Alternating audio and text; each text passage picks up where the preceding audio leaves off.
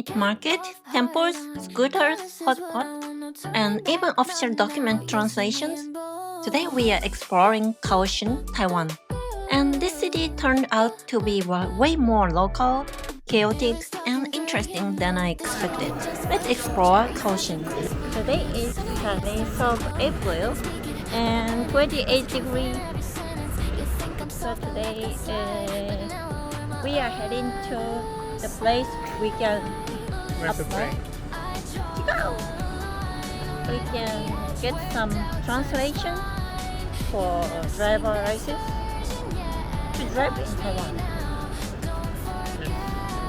Because we realized we already have international driver licenses, but we realized in Taiwan there is no Geneva contract. There is, but they have different contract with Japan. Yes, so we need to get some translation and no need to have international driver licenses. So if you wanna apply in Japan beforehand, there is a place to get this translation, but it's gonna take 1 week. So, but one nice thing is if you come to Taiwan and to get here, on that day you can get translation. So we actually booked this flight exactly the day before, 1 day before, to arrive in Taiwan. So don't do this for other good people. Never. Yes, but we were not sure where to go. So this week, exactly 2 days before, we booked for the flight. So we didn't have any chances to get translation beforehand. And by the way, this is the Costco in Taiwan, and as you can see, seems to be less popular than Japanese one. In Japan, there are so huge, long line in Costco, right? My Japanese people. Really like the Costco.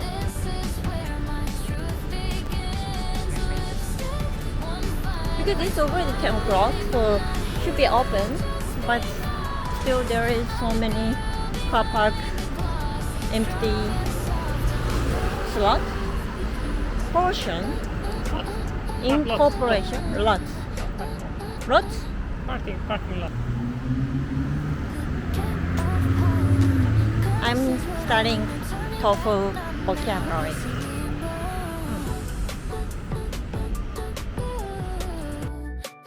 One thing that surprised me in Kaohsiung was the tram system. To get to Japan-Taiwan Exchange Association office, I decided to take the Kaohsiung Light Rail instead of the subway. The MRT in Kaohsiung was super easy.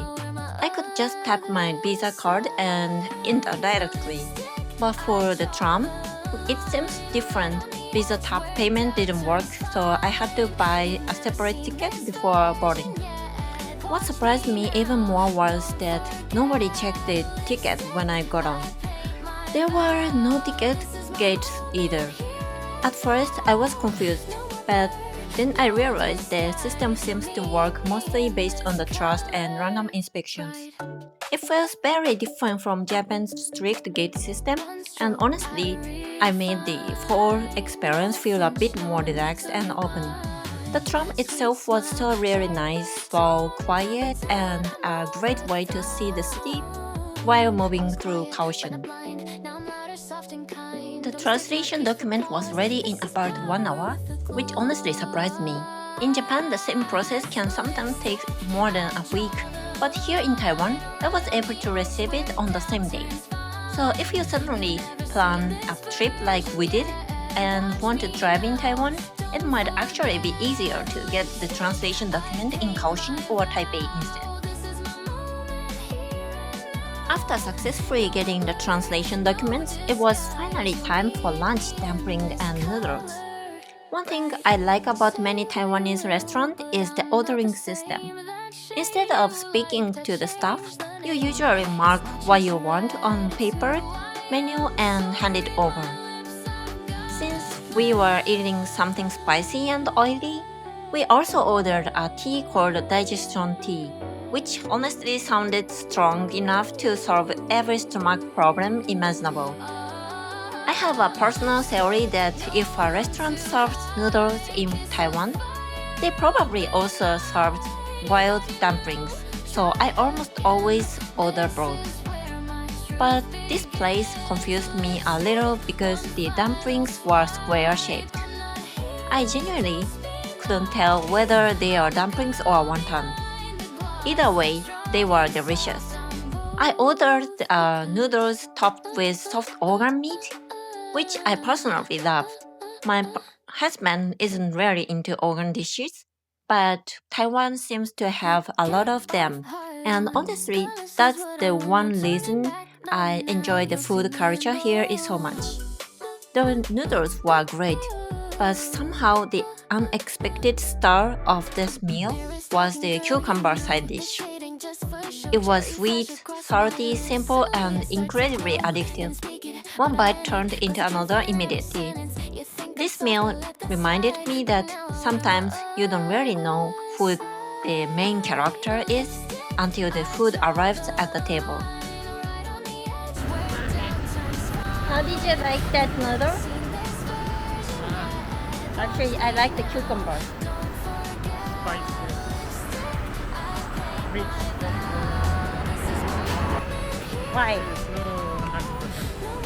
100%. And please don't forget to bring your sunscreen if you come to Taiwan, and we forgot it and we're gonna go to buy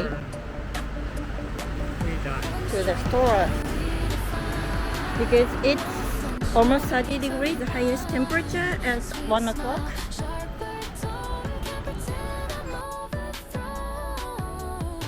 I was quiet, but not blind. Now I'm louder, soft and kind. Don't mistake my peace for pause. This is power with a gloss. Lipstick, I draw the line. Sure. You've never seen this version yet. Watch me now, don't forget.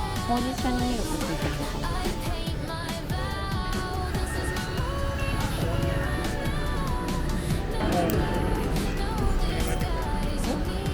結構待つ。なんで？待ち時間がnot the same that shade 2時って言われる。 2時？なんでそれ入れるだけじゃないの？す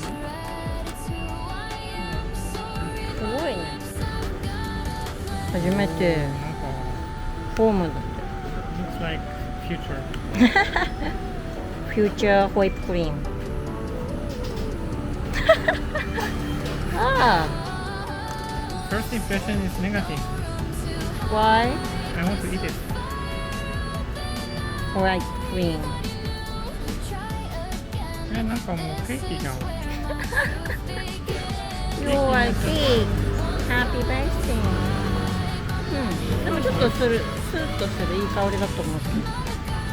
Smell is not so bad. そんな感じですね。 How do you like the special new one?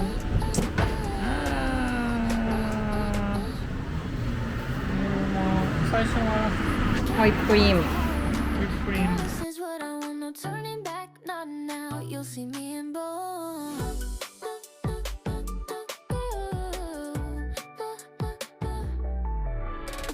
We ordered our tea before moving the next location and quickly realized that was probably a mistake.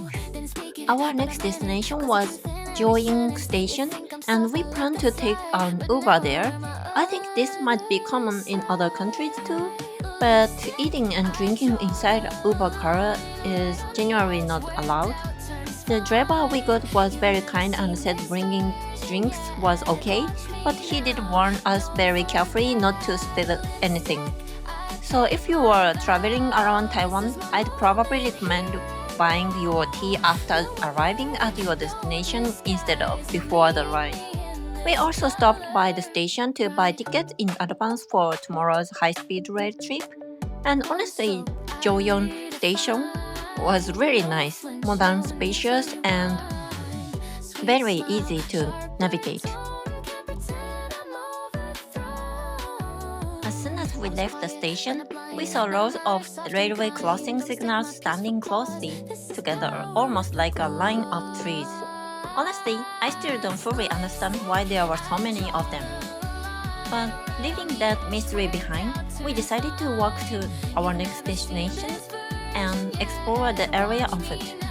One thing I personally appreciated in Taiwan was how easy and comfortable it felt to walk around as a tourist. There weren't constant tuk-tuk drivers or aggressive tour sellers approaching us, so the atmosphere felt relaxed and stress-free. Our first stop was Dacheng Hall.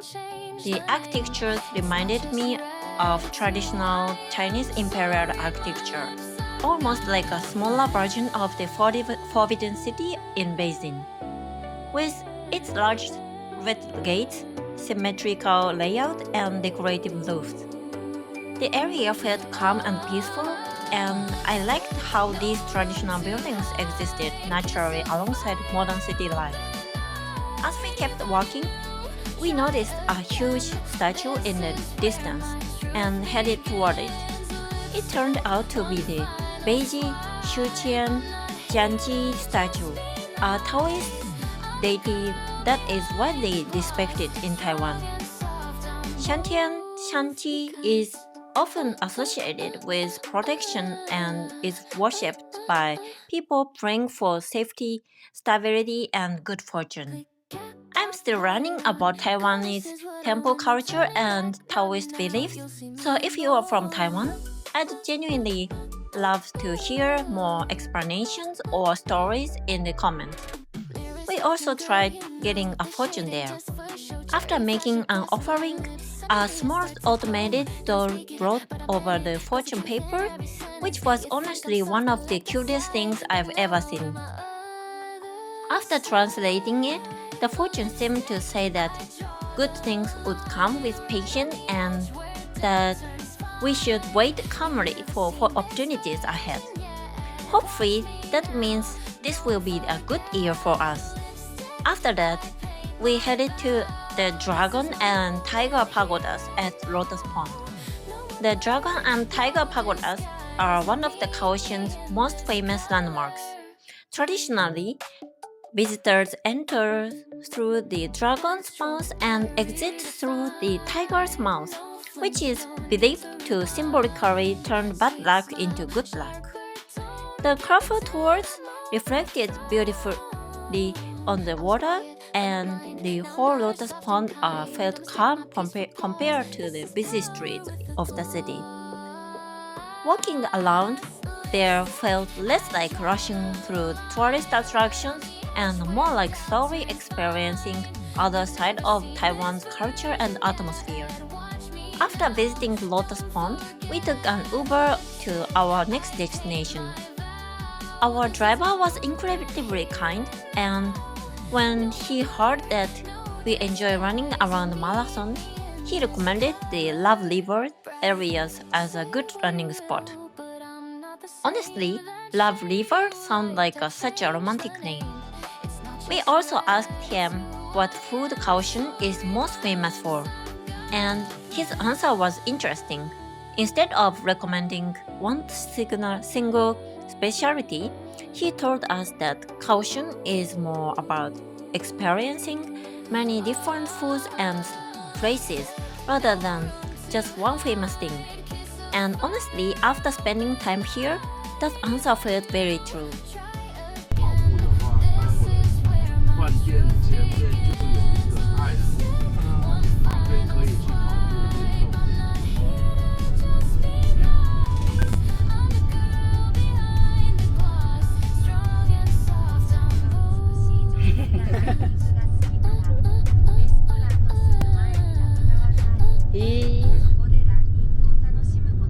ホテルですね。この川。After that, we went back to the hotel for a short break and did a little workout before getting ready for dinner. That night, we were meeting someone my husband knows who lived in Kaohsiung, so I was really looking forward to hearing more local stories and recommendations about the city. Also, I have to mention this hotel's treadmill. because I actually connected to my Apple Watch, which honestly made me way more excited than it probably should have. It felt surprisingly high-tech. Honestly, we were enjoying the conversation so much that I barely felt the hotpot at all. But taking with someone who actually lives in Kaohsiung gave me a much deeper impression of the city beyond just tourism. One thing they mentioned was that Kaohsiung feels like a very comfortable and relaxed place to live, as long as you can find stable work here. We also ended up talking about Taiwan's position in the world today, especially considering the situation in Hong Kong and the relationship between Taiwan and China. I don't think I know enough to make strong statements about politics, but it was really interesting to hear how people living here think about the future and daily life. Another topic that came up was Taiwan's semiconductor industry.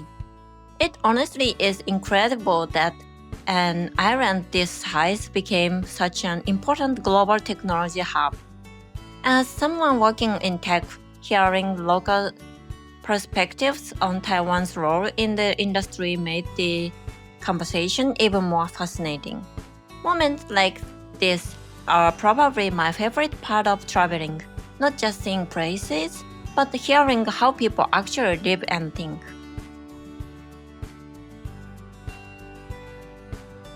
That night, we also visited Lingya Ziqiang night market, which had been recommended to us by a local friend. Compared to Liuhe night market, which is mostly one long street, this place felt more like an entire neighborhood turning into a festival. There were so many different food stalls, games, shops, lights, and people everywhere. Even though it was a weekday, the atmosphere was incredibly lively. One thing I kept noticing in Taiwan was the mix of old and new. You'd see modern shops and trendy projects right next to very nostalgic-looking games and food stands. There was the pinball-style games run completely manually, with rulers and simple mechanics, which somehow made it even more charming. The whole place felt very iconic and uniquely Taiwanese. One thing I finally decided to try there was Stinky Tofu. Honestly, I had avoided it for years because I thought the smell would be too intense. But our local friends insisted you should try it at least once. So I gathered my courage and went for it. The stinky tofu came topped with a spicy sauce and served with pickled vegetables on the side. And surprisingly, it was actually really good. The outside was crispy, while the inside stayed tofu and fluffy like fresh tofu. The aftertaste definitely had that strong fermented flavor, honestly a little similar to natto. But combined with the sauce, it became much more complex and flavorful than I expected. Stinky tofu is made by fermented tofu in a brine that can include vegetables, milk, herbs, or fermented ingredients over time, which creates its very distinctive smell. The smell is definitely strong, but the flavor itself was much more balanced than I imagined. Seeing the night market this crowded on a normal weekday really made me feel like this is a part of everyday life in Taiwan. And honestly, is this just normal here? After the night market, we went to a bar nearby. The staff there were so incredibly kind and attentive that we actually decided to leave a tip, even though Taiwan isn't really a tipping culture. They carefully explained the menu to us, and we decided to order cocktails inspired by Taiwanese tea flavors. When we were struggling to choose a snack, they recommended fried tofu. And honestly, after just eating stinky tofu, my first thought was more tofu. But when it arrived, we were shocked. It was lightly seasoned with 5 spice powder, incredibly fragrant, and surprisingly refreshing as a bar snack. I'm really glad we ordered it. From morning until late at night, we completely enjoyed everything Kaohsiung had to offer. So if you are planning a trip to Taiwan, I definitely recommend spending time in Kaohsiung too. Thank you so much for watching. Kaohsiung turned out to be such a fun, relaxing, and fascinating city, and I'm really happy I could share part of the experience with you. If you enjoyed this video, please like, subscribe, and let me know your favorite Taiwan food or place in the comment. See you in the next adventure. Bye!